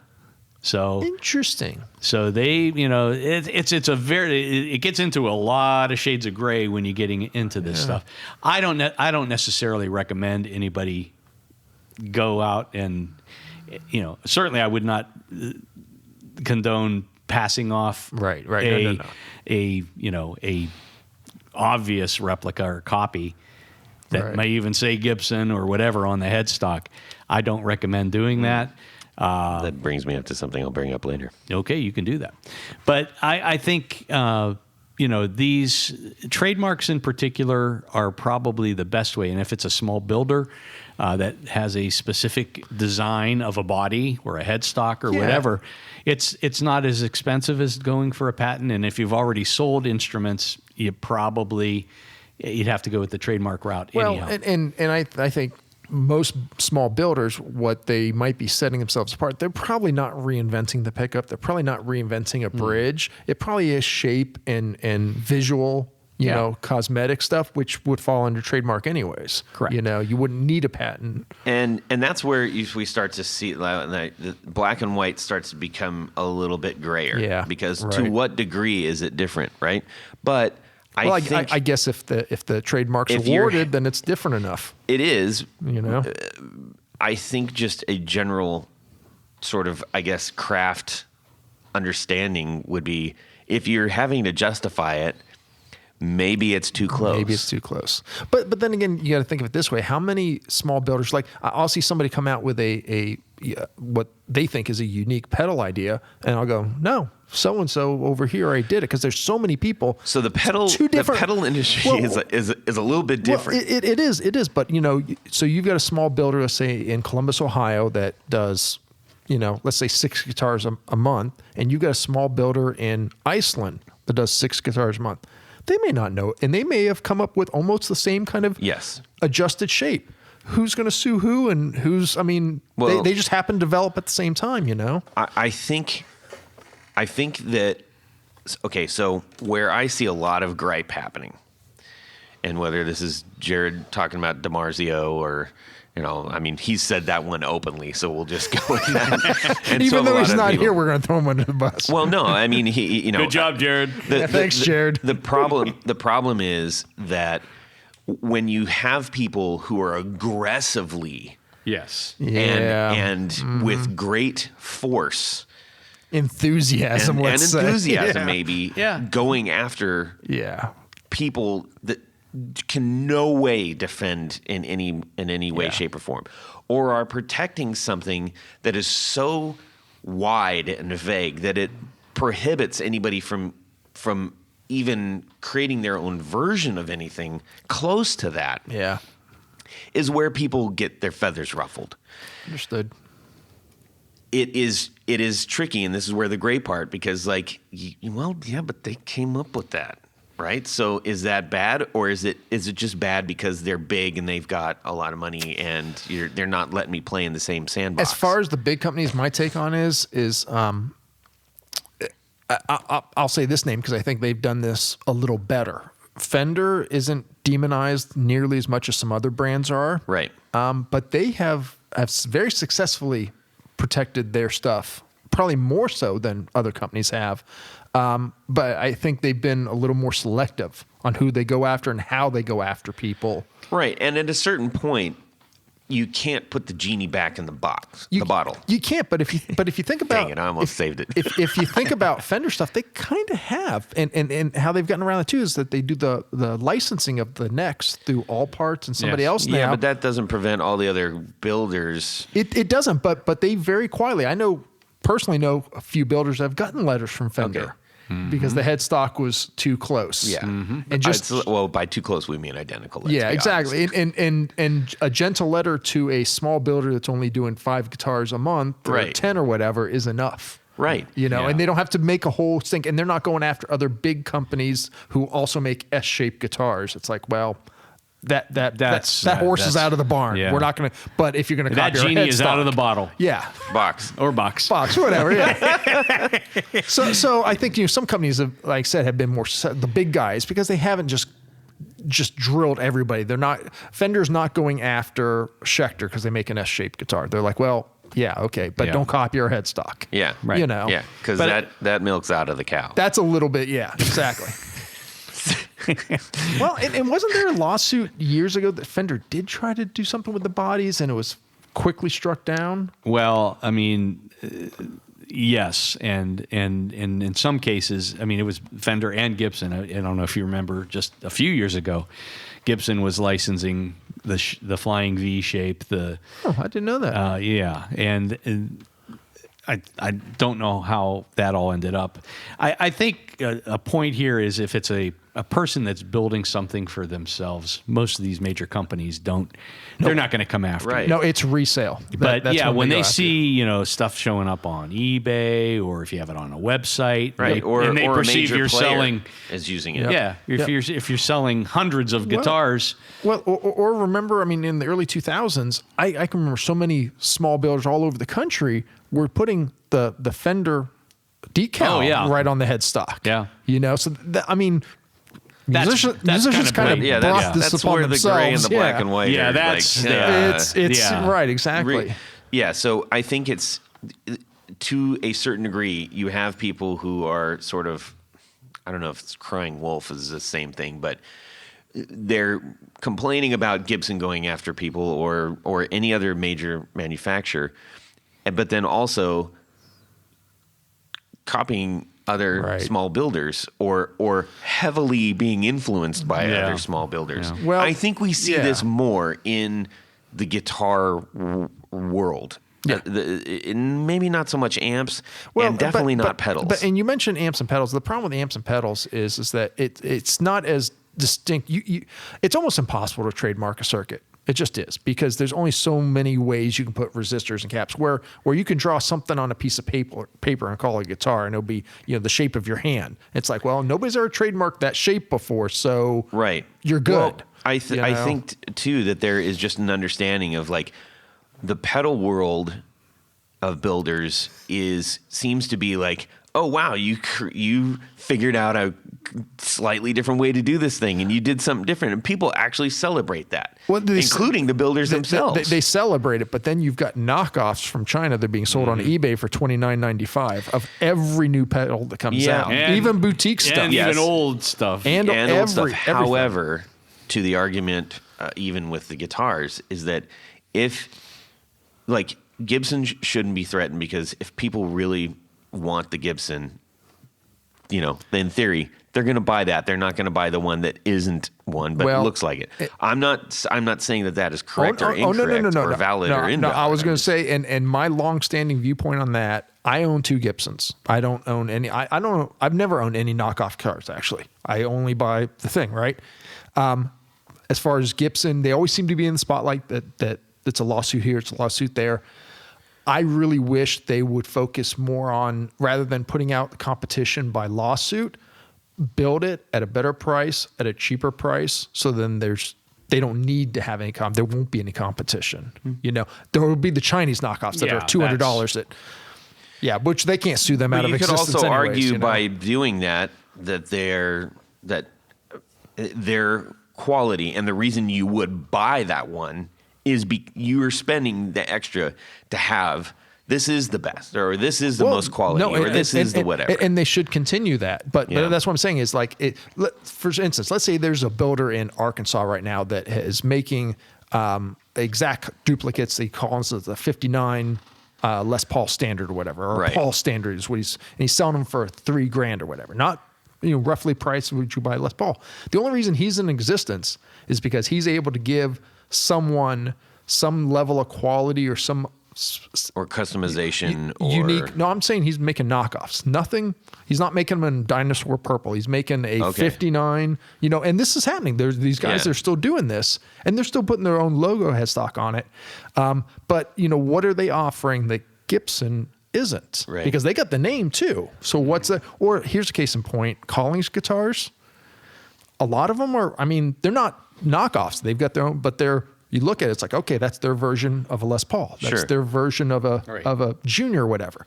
Well, how are they able to sell those guitars for more than a Gibson? That's the thing that I don't understand. I truly don't understand. Have you ever picked up a Collings? I don't mean just Collings. I mean, there are a lot of other builders and everything. And that's where I'm saying it's really, really murky. So when people are like, raising up and throwing their fists around about, this isn't fair and stuff. Okay, what is the context of the argument? Yeah. How is it isn't, and this is what I mean by it's not black and white. There are a lot of factors that go into whatever that argument is, and just like any hot topic, it gets polarized completely to it's either this or it's either that. The far extremes rather than, and it's just simply not that. But where this originally started was honoring the craft and the creativity of people who are creating unique things. Just do that. And don't like it. So if you're going to take the time to do something, make it your own. So to that point, I think where you come from is more the small builder. So you don't have, so you've got somebody that's created this unique body shape, somebody else in the industry, big or small, shouldn't try to steal that or borrow directly from them. I see this happening more in the pedal world, though. I do see a company will come out with a not a drastically unique pedal, but their own take on whatever.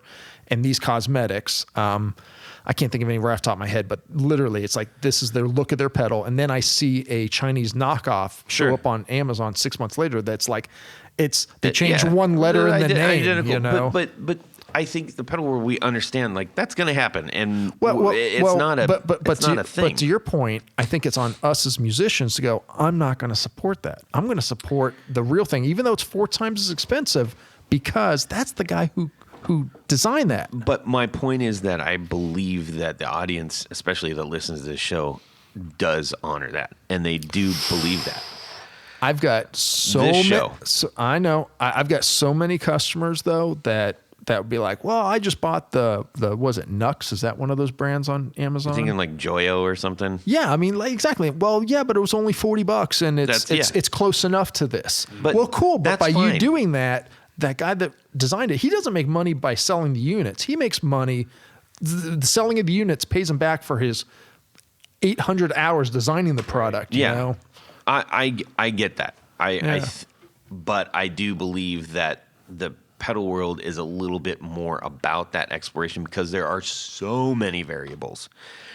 There are endless possibilities of variables. And I'm not talking about somebody's new take on the clone. I'm talking about if someone it comes out with whatever. I'm trying to That is think. totally unique. Okay, the Archer.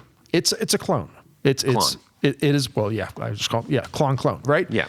Now, if someone, and maybe this already exists, where Joyo or whatever, one of these companies has already made the armor, and it has the same styling and everything. It's like, but they just they said, oh, we can take this Archer and change a couple things, and now we sell them for a quarter of the price. To wrap that whole thing up, the whole point I was making about the endless possibilities is just simply that is the part that's celebrated, and because those are usually at a smaller price point, the more the merrier. That has been what is your hand raised now? I have to interrupt again. You say almost like, well, smaller price point's not as big of a deal. Then you got somebody like Keeley who sold 1 million of his compressors. Yeah. That's a big deal. Why is that a big deal? I mean, I know that that's a big deal. Otherwise, versus like if someone rips off a body shape, it's like, well, that's huge. But that's my point. That's my point. Oh, okay. So you're agreeing with me.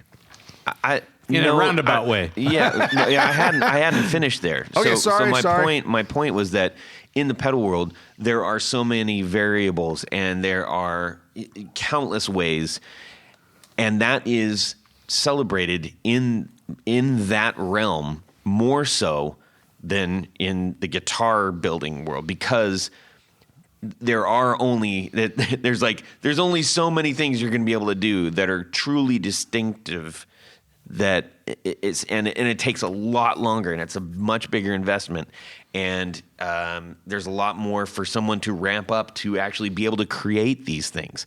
So there's a lot more at stake when it comes to, this is the body shape that I came up with. And then and then all of a sudden you see it in 2 other places, and you're like, right. Guys, come on. How are we doing this to each other? Equally as devastating, for sure. I mean, and that's why, we're going back to electronics, that's why some pedal guys and amp guys goop their stuff. Yeah. And people flip out about it. But that's why, because they just spent 200 hours tweaking this thing, and then somebody just knocks it off. But the difference is that people are going to still buy those, and they're not, somebody who's buying a $1,000 pedal. Oh, well, is not going to buy the $30 version. But I'm not talking about that. I'm talking about the guy who's the Keeley, who, when he first came out with his compressor, thank God at that time there weren't these knockoffs. Right. Otherwise, would there be a Keeley now? Because he would have been like, I'm not making any. I'm not able to sell them because they're selling my knockoff on Amazon. But he's building all kinds of other ones as well. Not back then. No. That's what I mean. Wait, when he came out with his compressor, but that's what I'm saying is at that time. Whereas now you've got a small builder that might come out with a pedal, and then if it's knocked off almost right away, it's like, well, right. But to my point, it is drops in an ocean, not drops in a glass, and I think that is a difference. Mom and Dad are fighting again. It might be, and this is a mentality that is. You can't change like a group's mentality based on that. It's just that is the way that things are playing out. But it's an interesting topic, and I'm sure it's going to continue to evolve. So let me just go on. Let me just say that if you want to play your conscience and you want to do the right thing, then you should support, whether it's a smaller builder, the person that came out with it. Yeah, it's inevitable that there are going to be knockoffs, and probably cheaper and more readily available, whatever. There's going to be a certain group of buyers that are just going to buy strictly by price, and they don't really care. Yeah. But I think, and I think the listeners of this show in particular do support the people that come up with certain things and ideas, and whether it's a pedal, an amp, a guitar, whatever. So, I think, I guess the best thing to do is to do what you think is the right thing. And right, and if you are a builder, try to do some of those right things that can actually protect you. Now, and you and me have kind of been going back and forth about where you draw the lines and all this. Question for Tony, because Tony has openly said you buy the knockoffs from China, whatever, and so why do you buy those products? Like, why is that enticing to you? I have a sickness. Yeah, but in all seriousness, is it that you have a sickness? You want to explore these new things, and that's the affordable I think option? That's part of it. Yeah, affordability is definitely one of the things. Availability is another one of the things. There are some Chinese knockoffs that are models that are not available. Simply not available at all. Just simply not available That's at all. usually what you kind of tend to go for. Yeah. And for the record, you have an awful lot of actual Right. Yes. owner, builder. Right. And then I just asked the question because I know me, I've never bought anything like that. Yeah. Todd, I don't know if you have, and he's just sitting here, and I said, I know Tony buys these, so Yeah. what's, Yeah. why so do you? I think that's really about it. And I try to be, I certainly wouldn't resell anything like Absolutely. this. Right, First of right. all, you can't. Right. I mean, you pop it on eBay or something like that, and it Right. gets knocked off. That goes to a very interesting thing that happened at the Nashville Guitar Show. Segue. Oh, yeah. We were perusing, and so I had 2 points to talk about the Nashville Guitar Show. One, it was great to be at a guitar show. Yeah. And saw a lot of fantastic people. And it's great to be in Nashville, too. And it's great to be in Nashville. I was hanging out with my little buddy Jared, and we had a great time. There were 3 things that I had noticed in that show. First of all, was the strange. It's like if you're going to a guitar show, it's either a show in which you are saying, these are my things, and I'm just sharing it with the world, or it is now a retail event. Mm-hmm. The mentality that I believe goes along with these shows is that you have the opportunity to get your products in front of a whole bunch of people and just move it or whatever. I can't, there was one batch of, there's like this huge pedal of tables. Pedal of tables? A pedal Yeah, it of was amazing. tables. I would like to see that. There's specifically, there was a Table of these pedals? tables of pedals, and they were at or above Yeah. retail Right. for used pedals. And I'm like, guys, what is this? And some of them were astronomically high. And it was so off-putting. I looked at a couple and I was like, this is stupid. Why are you and now, as a buyer, that's me saying that. As a seller, they might say, that's how much it costs, dude. Okay, I can kind of get there. But the spirit of these shows, we don't come to the show to not buy stuff. Mm-hmm. We come to the show to buy stuff. If you make it prohibitive, or if I can go get this anywhere else, if I feel like I'm not being given a deal and I feel like I'm being taken advantage of because I happen to be there, I am not inclined to buy from you. Absolutely. Now, as a guy and Tony, you've been going to guitar shows for, almost 30 years, whatever. Yeah. Way back when there was no internet, that's how these vintage guys would sell their stuff. So it wasn't market value. Then I think we noticed when the internet came in, that's where you get the deals. And around that same time, I would see a lot of dealers pulling out their garage specials. Yeah. They would just have junk, just absolute junk filling their entire booth, Yeah, good junk.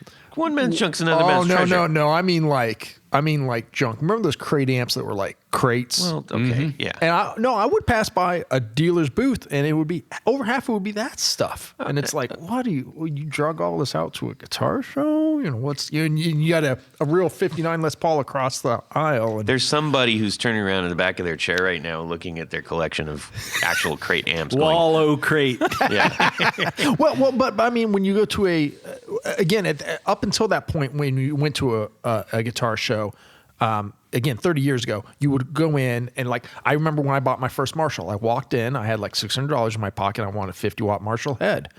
There were half a dozen for that price. Yeah. That's just where you bought them back then. You couldn't get them on the internet. right. And then, like I said, so it had that kind of, that's what the guitar shows were at that point. Yeah. Then it changed to more Like of a swap meet. Well, yeah, but a high, quality higher end swap meet. And then it switched to kind of a mix between a, junk bin swap meet with really overpriced vintage stuff.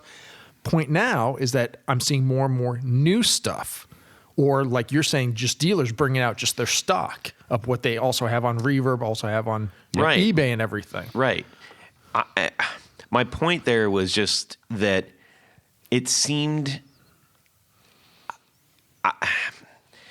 it just kind of killed the spirit of the show for me. Well, but I think the other part that you're missing maybe is that sometimes prices are set higher, knowing that there will be some haggling going on. That's a good point You're too. going to settle for if I bring a guitar in that's $1,100, I know that I'll probably get $900 out of it. That's fair, but So if you you think bring they- it in for $1,500, Yeah. thinking you're going to get $9, that's messed up. Yeah. That's all I'm saying. I'm like some of this stuff. I'm like, what? You're not even making it like dealable. No, and I agree, and you probably dealt with dealers at these shows before too, where they'll have something listed at, let's say, something that is selling on the market for $900, and they have it marked for $13, and you go, man, can you take any less? And they go, yeah, I'll take $12.5.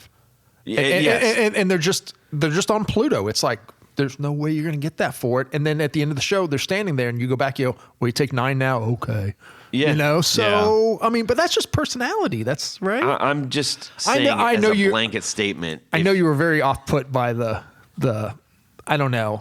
Well, again, it's just acknowledge But in their world, if people are coming there to do that, and you already are just like, this is what I'm expecting out of it.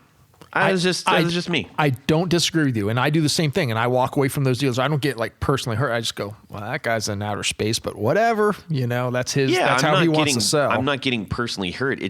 I was thinking about it from the perspective of like the show and what we talk about, Right. and the enthusiasm we have for this stuff, and Right. the idea of like rushing in and going, ooh, where's a good deal? None of it's a good deal because they're all trying to ask for like crazy, insane prices. I mean, I wasn't there. I'm curious. I didn't buy you know what I bought? So that was the standard. Most of the stuff you went. These Yes, are all. That's why I'm adamant right now. Like, Yeah. I couldn't believe it. Even like crap pedals. I'm like, guys, That's for disappointing. real? Yeah, it was ridiculous. Why do you think so many people were so absorbent Because on the they prices? think they can't. Because they think that they can get it. And they might. But what I found was, as I kept doing laps, I kept seeing the same stuff on every single table. Yeah. None of it was moving. Yeah. And I bought Candio from the Cars. I bought an album for my daughter, and I bought another album, Psychedelic Furs, Nah. 1984. Yeah. That's what I walked out with. Out of driving to Nashville to go to a guitar show You couldn't find any. with an entire center filled with guitar stuff. Well, and to your point, if I was driving to Nashville now, like just how it is, if I want XY pedal, whatever, I can find on Reverb, whatever. Exactly. That's my I point. get it. I So get it. I won't Yeah. be going to that anymore. I Unique. grew up going to, like, every Saturday was going to the garage sales with my dad and my grandpa, and it was the thrill of like, ooh, you pull up and you're like, trying to see what's going on. And this is in California where they actually do garage sales on the weekends, which is people do garage sales during the week in Ohio. I don't understand. Anyways, Bored housewives. it's weird. It's weird. Anyway, so the whole thing is we'd chase these things down, and you jump out and you're like, oh, what am I going to find? Right? And I have that same excitement when I go to a guitar show. And if I do find something that I'm really like, ooh, I haven't seen this, or ooh, that's interesting. And then it becomes like, well, it's not worth it. Oh. There's no point at all for me to go. and you know what? And then if I'm looking at guitars, I'm like, oh, hey, awesome. That's a $45,000 guitar.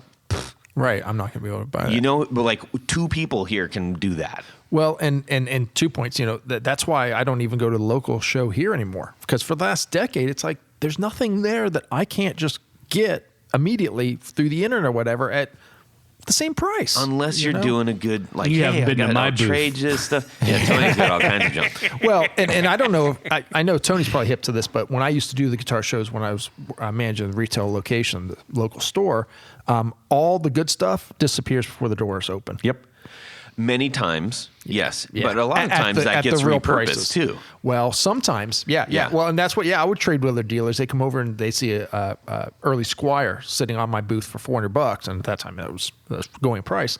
And they're like, hey, are we willing to move? I said, yeah, actually, I am able to move this thing. What you got? Oh, I'll take that. I'll be able to sell that. yeah. And you're right. And then he sells it from his booth. I sell it from mine. And Right. yeah. So on that note, I went by this one particular dealer, and it was like, oh, these are cool guitars. These are cool guitars. And then I started leaving. I was like, wait. And I caught out of the corner of my eye a Union Jack Epiphone.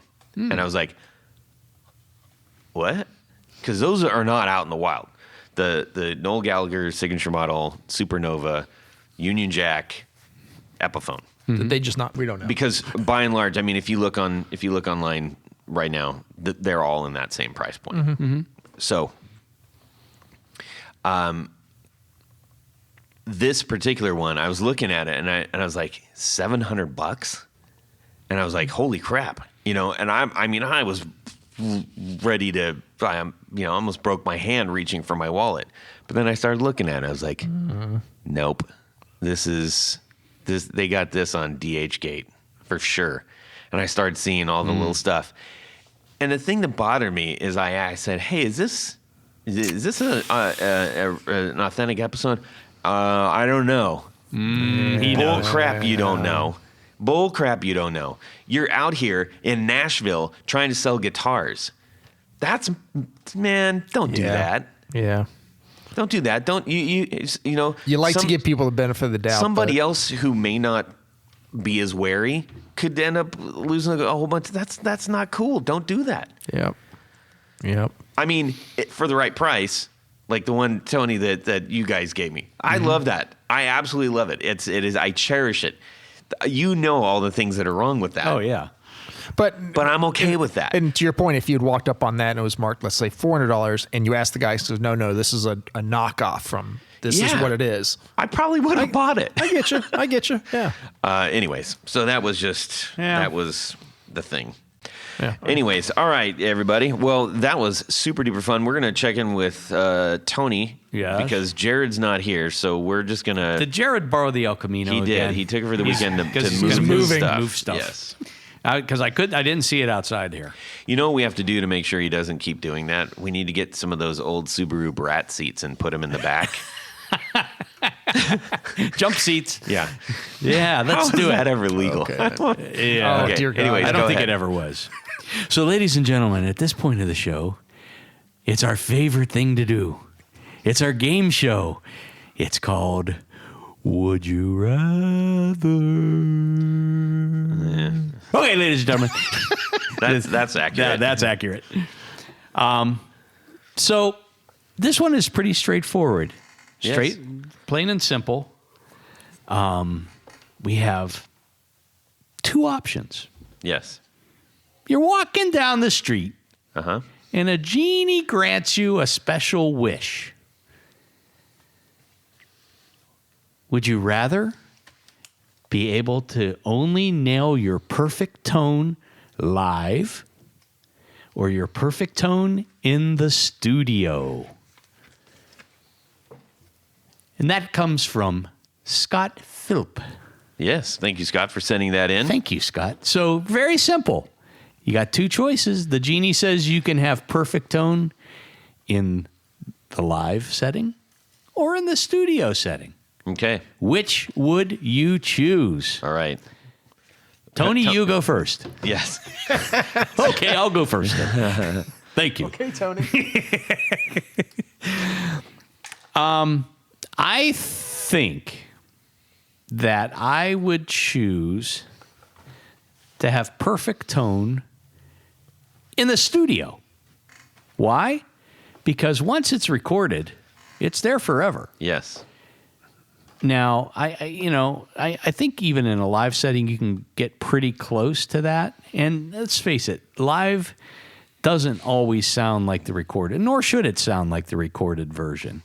That's part of the joy of having live music and seeing people that you admire in person. So I would say that's my last final answer. I am going to have perfect tone in the studio. Okay. My turn? Yes. Live. And the reason live, it didn't really, I'm not thinking theoretical. I never do studio stuff anymore. I never do any studio work. It's just playing live for my own enjoyment once or twice a month. So, Well, maybe if you had perfect tone in the studio, People would you'd call get me? more jobs. well, it's not that people don't call; it's that it doesn't pay enough for me to do. Yeah. I see that as work now, where I see playing live as my hobby. Yeah. So, Well, so cool. that's why I say live. It's just not, All right. you know. Yeah. But Okay. yeah, if I was still doing both, absolutely, I'd be with you on the studio because that's cast forever. Yeah. We'll accept your answer. Yeah, thank you. Todd? I'm going with live. Live. Because that's something that I like. If I'm confident I sound good, I'm going to play like I want to. I'm going to know that I can kind of let it fly and not have to constantly be worrying about it and going, is everybody thinking? Because, granted, the studio, the people in the audience probably They won't aren't know. going to know, but I know. And that's going to affect my actual performance. And when I get into the studio, I know that the engineer is going to help make any adjustments along the way beyond what I can do. Yeah. So that's what I'm going with. How about you, Jared? Well, I can't. Yeah, you do his voice so much better. I think Jared would say, He'd say live. Yeah. Yeah, he would absolutely. All right. Well, Jared, buddy, we miss you. Hopefully you're back on the next one. And, oh, yeah, guys, I'll be on the next one. That's for sure. Oh, yeah.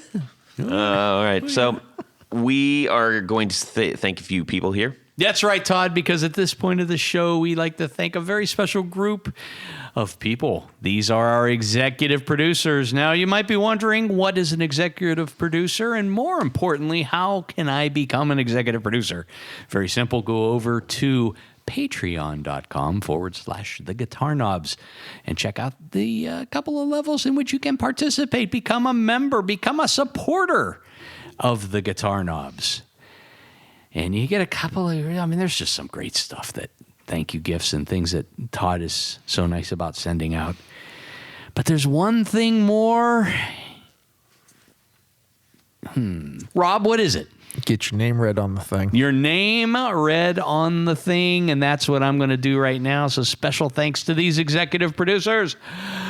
Moon Guitars, Veteran Pedals, Drew Lopez, John Helverson, Rick Calhoun, Trevor Gunberg, Elad Mizrahi, Jason Rausch, Mikey D, Richard Kendall, Mark Garton, Matt Hart, James White, Justin Jones, Anthony Gemalaro, Bill Gola Guitars, John Esterly, Anthony Lathrop, Stefan Lamb, Michael Senchuk, Ken Sayers, Doug Christ, Darren Gregory, John Anglin, Tom Brazen, John Sluhan, Rusty Sneeden, Ralph Gottschalk from Wonderful Audio Technology. What? David Poe, Don Kloss, Gregory Randall, and Brett Hogarth. Thank you very much. But don't interrupt me, Todd. Gotcha. There's another level of executive producer. We call them our grand poobahs. These fine patrons wear a fez upon their hat.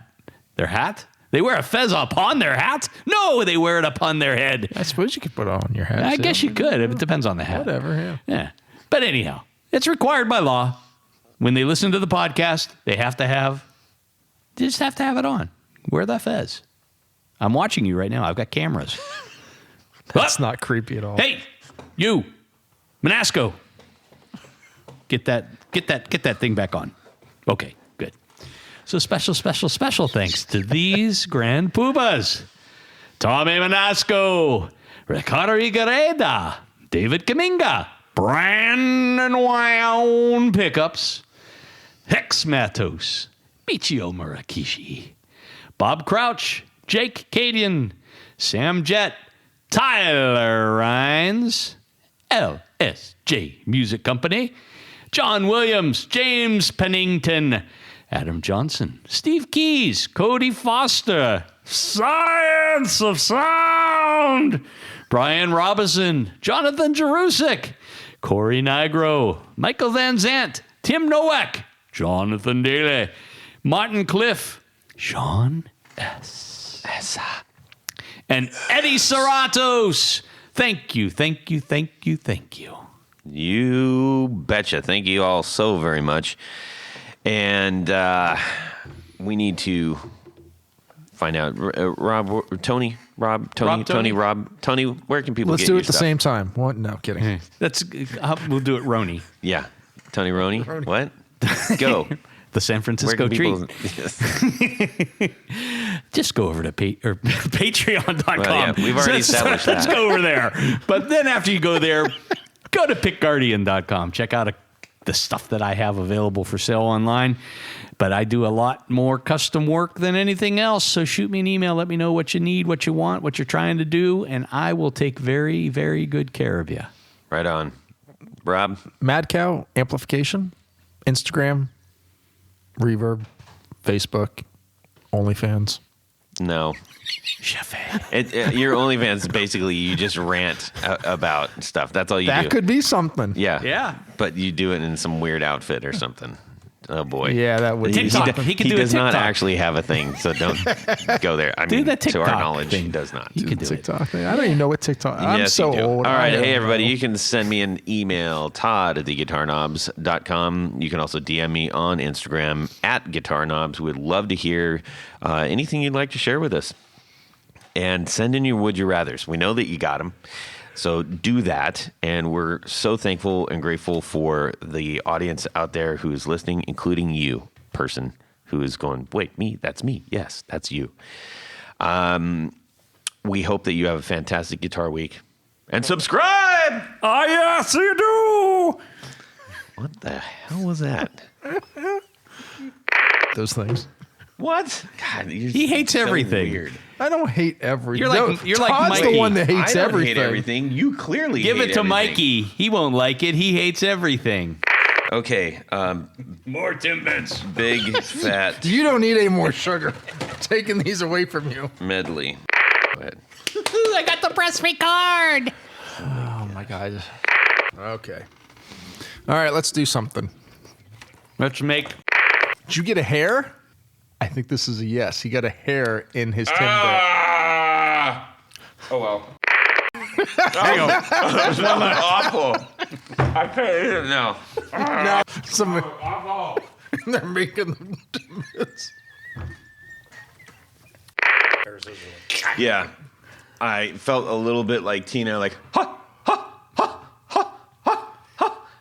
He was like, "Is this seriously?"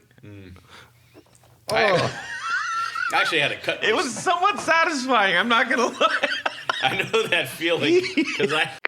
So let's do something. Let's do it. All right, Jared, slow down. Well, let me inspect it for Hang on. hair. Yeah. You're really gonna do that now? Well, hold on here. What are the chances there'd be more than one hair in there? God, I know, but it would be. I can't believe that there was that I had to do three These might- full pulls to get this hair out of this donut hole. Yeah. All right, I'm thinking Let's about go back. eating this last Timbit, by the Here you way. Do it. Bob's Burgers. Oh, Bob. Oh, I've never seen that. Yeah, I know. What? Well, yeah, you wouldn't laugh. You don't think you don't like funny things. How does he get? That was good. Can I press Anyone the get any more button? trash here? Can I press the button? Yes. Well, that's it for these knobs.